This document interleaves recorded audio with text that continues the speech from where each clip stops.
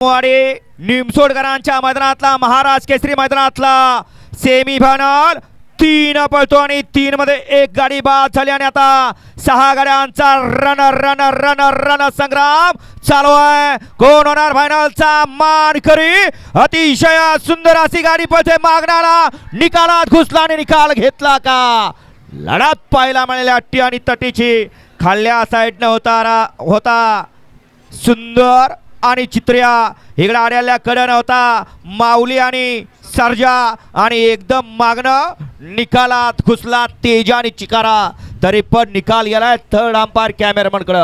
कॅमेराचा आधार घेऊन सेमीफायनल 3 चा निकाल घोषित होईल, कारण अट्टी आणि तटीची लढत पाहायला मिळाली। माणसांच्या डोळ्याचं पारणं फिटलं, शेवटच्या क्षणापर्यंत लढत झाली, परंतु घ्या बापू सेमी 4 लावून घ्यायचे। मग अशी सुंदर गाडी फायनलला पात्र झाली।